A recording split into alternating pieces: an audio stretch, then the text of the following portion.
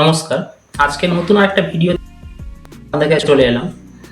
আজকের হোলি উৎসব। এই হোলি উৎসবের বিভিন্ন নাম রয়েছে। কেউ বলে এটাকে হোলি, কেউ বলে বসন্ত উৎসব, কেউ বলে ধুলেটি, কেউ বলে ধুন্দালি, কেউ বলে উকুনি, কেউ বলে জারিরি বা জাজিরি। এই বিভিন্ন নামে হোলি ভারতবর্ষের বিভিন্ন জায়গায় আজকের দিনেই এই যে পূর্ণিমা, দোল পূর্ণিমা, এই দোল পূর্ণিমার সময় খেলা হয়। এই হোলিটা অ্যাকচুয়ালি তাহলে এলো কিভাবে, বা এর প্রচলনটা বাঙালি সমাজ, ভারতীয় সমাজে, এমনকি পৃথিবীর বিভিন্ন জায়গায়, ফিজি, তারপরে ইন্দোনেশিয়া, তারপরে গায়ানা, ইউকে, এইসব বিভিন্ন জায়গায় দেখেছি আমি হোলি উৎসব প্রচণ্ড আড়ম্বরের সাথে পালন করা হয় এবং একদিনের ছুটিও রয়েছে বিভিন্ন জায়গায়। যেমন ফিজিতে একদিনের ছুটি সরকারিভাবে ঘোষণা রয়েছে।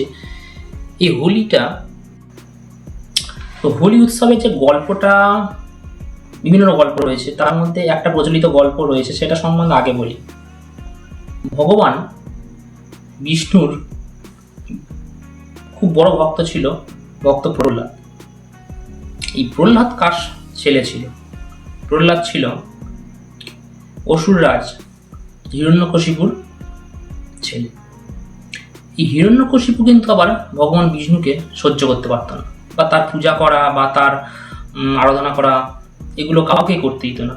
যে তার রাজ্যে এইসব পূজা করতো তাদেরকে ধরে ধরে মারতো, মেরে ফেলতো, পাহাড় থেকে ফেলে দিত, মানে যা অত্যাচার করতে হয় করতো। এই হিরণ্যকশিপুর একটা বোন ছিল, তার নাম ছিল হোলিকা। এই হোলিকা ভগবানের কাছ থেকে আশীর্বাদ পেয়েছিল, বর পেয়েছিল, যাই বলুন না কেন, যে আগুনে পুড়বে না। তা প্রহ্লাদকে, নিজের ছেলে প্রহ্লাদকে মারার জন্য, যেহেতু সে ভগবান বিষ্ণুর আরাধনা করত, তাকে মারার জন্য হিরণ্যকশিপু নানা রকম ফন্দি করত। কোনো সময় হাতির তলায় তাকে পিষে দিত, তাও মরতো না। কোনো সময় দেখায় পাহাড় থেকে ফেলে দিচ্ছে, তাও মরছে না।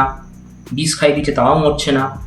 নিজের ছেলেকে মারার জন্য একসময় তিনি একটা খুবই ভয়ঙ্কর আইডিয়ার মধ্যে গেলেন। সেটা হলো, নিজের বোন এই হোলিকার কোলে করে প্রহ্লাদকে পাঠালেন একটা জ্বলন্ত অগ্নিকুণ্ডের মধ্যে, এবং ভগবান বিষ্ণুর আশীর্বাদেই বলুন কিংবা তার দয়াই বলুন, হিরণ্যকশিপুর বোন হোলিকা সে কিন্তু আগুনে পুড়ে মারা গেল, এবং সেখান থেকে ভক্ত প্রহ্লাদ একদম ভালোভাবে, সুস্থভাবে ফিরে এলো। অনেকে মনে করেন এখানে ভগবান বিষ্ণুর আশীর্বাদ রয়েছে, এবং এই ভগবান বিষ্ণুর যে আশীর্বাদে একটা অপশক্তি বিনাশ হলো, এবং তার জন্যই কিন্তু আমরা হোলির আগের দিনে ন্যাড়া পোড়াই। অনেকেই ন্যাড়া পোড়ায়, এখনও গ্রামগঞ্জে, বিভিন্ন শহরে, এলাকায় এই ন্যাড়া পোড়ানোর কিন্তু প্রচলন রয়েছে।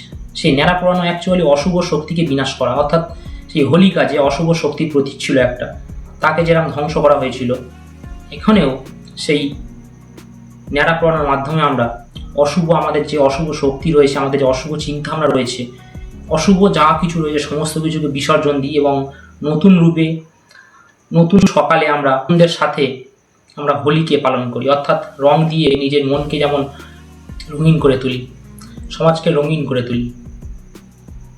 আরও একটা গল্প রয়েছে। ভগবান শ্রীকৃষ্ণের মামা ছিল কংস। এই কংস কিন্তু শ্রীকৃষ্ণর হত্যা করার জন্য নানা রকম ফন্দি পরিকল্পনা আঁটত। কেন আঁটত? কারণ দৈববাণী হয়েছিল শ্রীকৃষ্ণের হাতেই কংসের মৃত্যু হবে। এক সময় সেই ভগবান শ্রীকৃষ্ণকে মারার জন্য কংস এক নিজের বিশ্বস্ত রাক্ষসীকে পাঠালেন। তার নাম হলো পুতনা রাক্ষসী। সেই পুতনা রাক্ষসী নিজের স্তনে বিষ মেখে মথুরা সমস্ত বালকবৃন্দদের খাওয়ানোর জন্য এলো। সে জানতো, সে কৃষ্ণকে চিনত না। সে জানতো কি, এই সবাইকে খাওয়াই, এক সময় তো কৃষ্ণও খাবে, কৃষ্ণও মরে যাবে। কিন্তু কৃষ্ণ সমস্ত কিছু জানত। সে পুতনাকে ওই স্তনবৃন্তে কামড়ে দিয়ে তাকে হত্যা করে। এই সময় সেই পুতনার কিছু রক্ত কৃষ্ণের দেহের মধ্যেও প্রবেশ করে, আর তাই শ্রীকৃষ্ণের সেই রং আমরা আজ যা দেখি শ্যামবর্ণ হয়ে গিয়েছে, অর্থাৎ কালো হয়ে গিয়েছে। শ্রীকৃষ্ণ এটা নিয়ে মাঝে মাঝে তার মা যশোদার কাছে দুঃখ প্রকাশ করতেন যে মা, সবাই দেখো ফর্সা, বিশেষ করে রাধা ফর্সা এবং সে খুব কালো। তার মা তার দুঃখ হোক বা তার লীলা খেলায় নিজেকে ভুলে বলতেন যে দেখ বাবা, তুই তো কালো, কিছু করার নেই, আর যাই হোক তুই একবার নিজে রংটা পরিবর্তন করতে না পারিস, রাধাকে রঙিন করে দিয়ে বা রাধার রংটাকে লুকিয়ে দিয়ে তুইও কিন্তু তার সাথে হোলির উৎসব পালন করতে পারিস। এইভাবেও ব্রজভূমি থেকে একটা হোলির আনন্দ উৎসব আমাদের সমাজের মধ্যে ছড়িয়ে গিয়েছে। সেই হোলি উৎসব কিন্তু আমরা আজও সেই আবির রঙের মাধ্যমে খেলে আসছি। বাংলার সমাজে কিন্তু আবিরের প্রচলনটা ছিল সেই বহুকাল থেকে। এখানে কিন্তু এই রং জল দিয়ে খেলার প্রচলন কিছু ছিল না। পরবর্তীকালে যখন মোগলরা এলো, বিশেষ করে শাহজাহান, আকবর এবং পরবর্তীকালে জাহাঙ্গীর, এই জাহাঙ্গীরের সময় কিন্তু এই রং দিয়ে, বিশেষ করে নর্থ ইন্ডিয়াতে এই রং মানে জলে রং গুলে খেলা, এটা কিন্তু প্রচলন ছিল। আর তার দরবারে হোলির উৎসব ব্যাপকভাবে খেলা হতো এবং সেখান থেকেই ভারতবর্ষের বিভিন্ন জায়গায় এই জল রং দিয়ে কিন্তু হোলি উৎসব পালন করা শুরু হয়েছে। আগে কিন্তু আমরা আবির দিয়েই খেলতাম। আরও একটি গল্প রয়েছে, যেটা হলো কামদেবের গল্প। একসময় শিব গভীর তপস্যায় মগ্ন রয়েছে। তা শিবকে তপস্যা ভঙ্গ করতে কেউ তো সাহস পাচ্ছে না। সেই সময় দেবী পার্বতী কৈলাসে এলেন এবং তার সাথে সমস্ত দেবতারা শিবকে বিয়ে দেওয়ার জন্য চিন্তা ভাবনা করলেন। কিন্তু শিবের যে তপস্যা, সেটা ভাঙাবে কি? কেউ ভাঙাতে পারছে না। তখন শিবের মধ্যে প্রেম সত্তার আবির্ভাব ঘটাতে বা তার মধ্যে প্রেম ভাব জাগানোর জন্য কামদেবকে ডাকা হলো। কামদেব, আমাদের শাস্ত্রে রয়েছে কামদেব মানে হলো যিনি প্রেমের দেবতা। কাম শিবের মধ্যে প্রবেশ করলো এবং তার তপস্যা ভাঙালো। শিব তার শক্তি বলে সেটা জানতে পারল এবং তাকে তৃতীয় নয়ন দ্বারা ভস্ম করে দিল রেগে। এরপর পার্বতী যখন শিবকে বোঝালো যে এটা তাদের মিলনের জন্যই করা হয়েছে, তখন শিব কামদেবকে আবার পুনরুজ্জীবিত করলেন।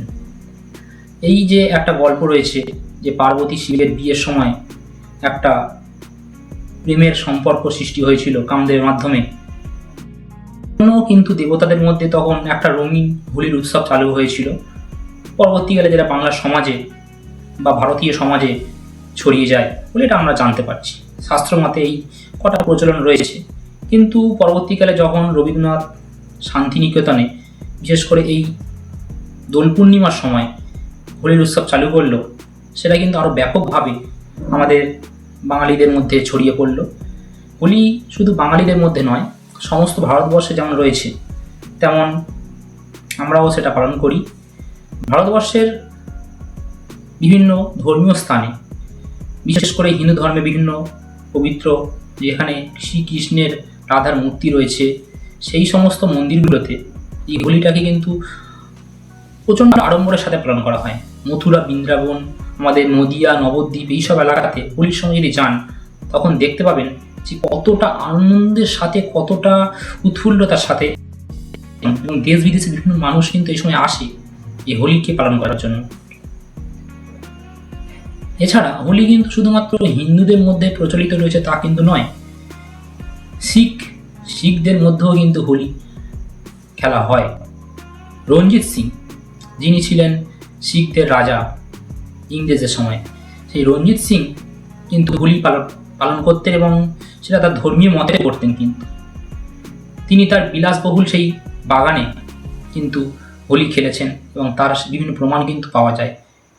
যেমন মোগলরা হোলি খেলতো, শিখরা হোলি খেলতো, সেই সমস্ত প্রমাণ, বৌদ্ধরা হোলি খেলতো, সেই সমস্ত প্রমাণ আমরা বিভিন্ন ধর্মগ্রন্থ, বিভিন্ন চিত্র, তাদের সময় যে চিত্রকলা প্রচলিত ছিল সেই চিত্র থেকে প্রাচীনকালে হোলি উৎসব যে পালন করা হতো তার একটা উদাহরণ কিন্তু আমরা পেয়ে যাই কালিদাসের বিভিন্ন লেখা থেকে। আরও পাই দণ্ডির 10 কুমার চরিত, হর্ষবর্ধনের যে রত্নাবলী কাব্যগ্রন্থ রয়েছে, সেই বিভিন্ন কাব্যগ্রন্থ থেকে কিন্তু আমরা হোলি সম্বন্ধে বিভিন্ন তথ্য পরামর্শ আমরা পেয়ে থাকি যে খেলা হতো।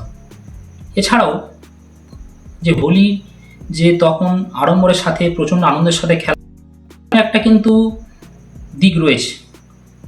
প্রাচীন ভারতবর্ষ ছিল কৃষিভিত্তিক এবং কৃষিকাজ ছিল প্রধান। এই যে ফসল ওঠার পরে তা বিভিন্ন পিঠেপুলি উৎসব আমরা এখন পালন করি, নবান্ন উৎসব পালন করি। এরপরে সেই ফসল বিক্রি করে বা গোদামজাত করার পরে একটা নতুন উৎসব তারা করত, আর সেই উৎসবটা বিভিন্ন রং দিয়ে করত, আর সেটা কিন্তু পরবর্তীকালে হোলিতে রূপান্তরিত হয়েছে বলেও ধারণা করা যায়। তাই হোলির বিভিন্ন রকম একাধিক ঐতিহাসিক উৎস রয়েছে, বিভিন্ন মতামত রয়েছে।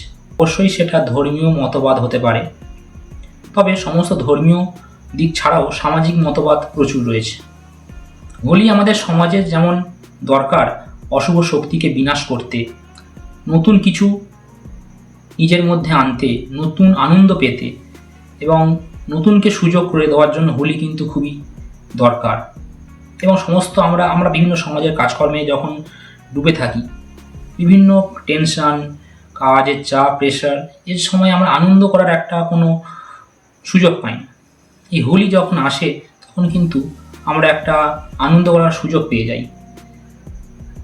তাই হোলি শুধুমাত্র একটা ছুটি কাটানোর দিন নয়, হোলি হচ্ছে নতুনভাবে নতুনকে চেনা এবং পুরনোকে বিসর্জন দিয়ে নতুনের স্বাগত জানানোর একটা, রঙের মাধ্যমে স্বাগত জানানোর একটা আশ্চর্য দিক। আজকের ভিডিওতে এইটুকুই থাকলো। পরবর্তী ভিডিওতে আবার নতুন কিছু নিয়ে আপনাদের সামনে চলে আসবো। নমস্কার।